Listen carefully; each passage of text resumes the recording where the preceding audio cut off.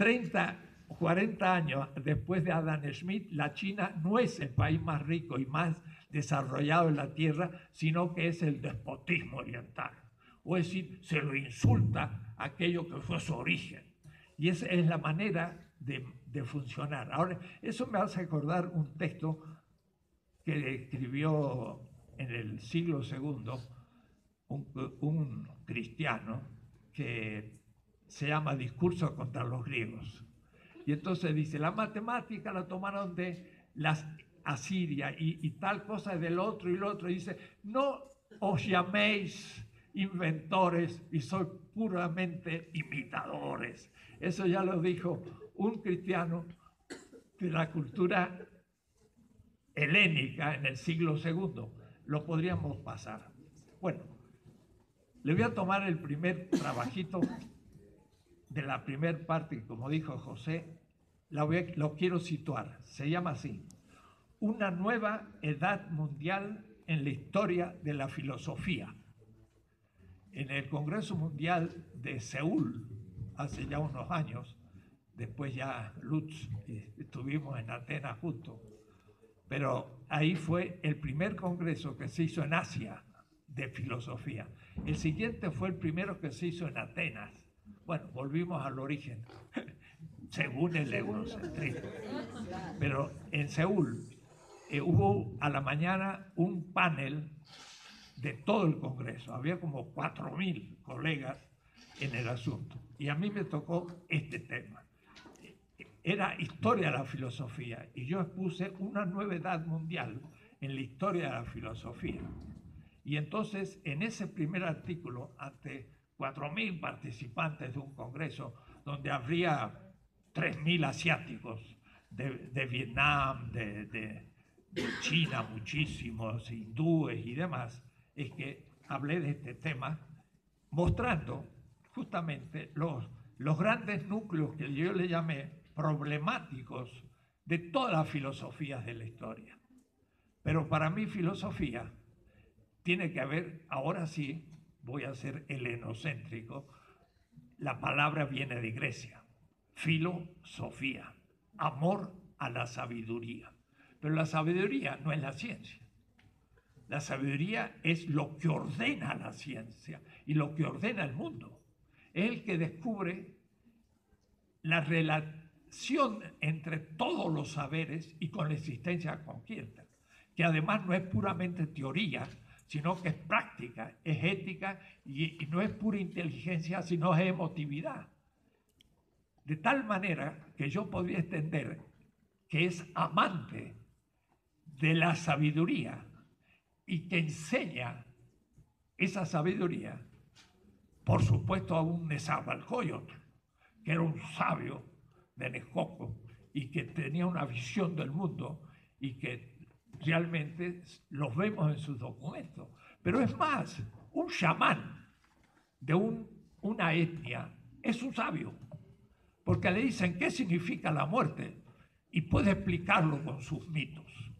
Si yo le pregunto a un médico de la Facultad de Medicina, a ver, mi abuela se muere, sí señor, y me da un certificado, se ha muerto, estamos de acuerdo, doctor, ya se la puede enterrar.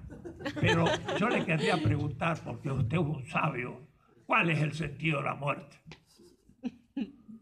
Y el médico va a decir, eso no me lo enseñó en la Facultad de Medicina. No sabe el sentido y cree quizás que la muerte no tiene sentido. Quizás. Y entonces el pueblo, que no le interesa que le diga que ha muerto, porque es evidente y es empírico, le interesa el sentido de la muerte, el sentido de la vida, el sentido del amor, el sentido de la comida, el sentido de las cosas. Eso es sabiduría. La filosofía es universal en tanto que todos los pueblos tienen filosofía. No me vengan a contar que la filosofía es moderna y solamente es Kant. Eso es una filosofía, y una filosofía para un momento a ciertos niveles. Pero hay otros niveles que la propia filosofía ha perdido el contacto con la sabiduría. Entonces, voy explicando una redefinición y cito también autores latinoamericanos en unos casos diciendo, nuestros pueblos originarios también tenían grandes filósofos, y de hecho los aztecas y los incas les daban un nombre, el Tlamaltinime, los amautas en Perú, es decir, justamente son los otros, pero en el imperio, o no tampoco el imperio, en la organización política de los nahuas había un oficio. Sahagún muestra hasta 360 distintos oficios en la organización social de los aztecas. Era una supercultura a nivel del Egipto y la Mesopotamia, como decía Clavijero. Y Clavijero, cuando es expulsado y escribe la historia de México, no escribe la historia de los blancos ni de los mestizos, escribe la historia de los pueblos originarios. Y Clavijero es sí un primer gran filósofo, diríamos mestizo. Pero el tema es entonces que hay que generalizar la filosofía. Y el mismo Aristóteles dice, el filósofos,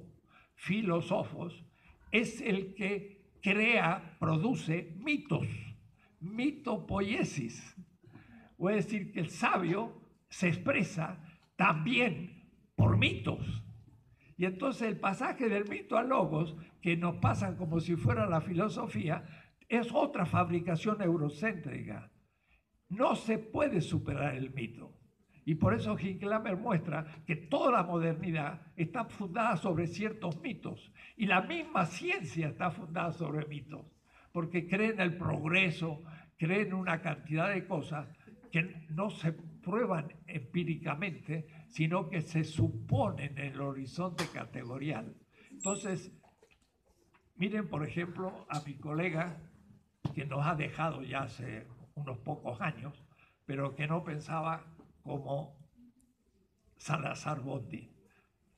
Se llama David Sobrevilla.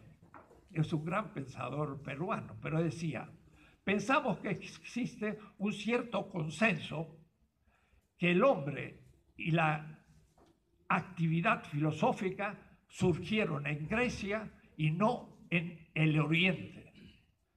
En este sentido, Hegel y Heidegger parecen tener razón contra un pensador como Jasper, que postula la existencia de tres grandes tradiciones filosóficas, la China, la India y Grecia. Gran pensador y amigo peruano, eurocéntrico. Y eso es lo que se enseña en todas las facultades. Entonces, estamos mal. Porque justamente yo traigo aquí, para puro ejemplo, grandes textos de el I Ching, griego, chino, y los Upanishad, y los grandes textos chinos e indios, y uno ve que están a un nivel de la ontología, al nivel al menos de Platón, y por supuesto muy superior a los presocráticos que tenemos por filósofos, pero un Parménides está al nivel de la sabiduría muy lejana a la lógica del órgano de Aristóteles, y sin embargo lo tomamos como filósofo porque es un griego. Pero es lo mismo y con la misma profundidad lo dice Lao Tse, pero lo dice un chino, y mi colega latinoamericano dice, eso no es filosofía. Entonces, voy hablando de eso y sobre todo llego a Hegel.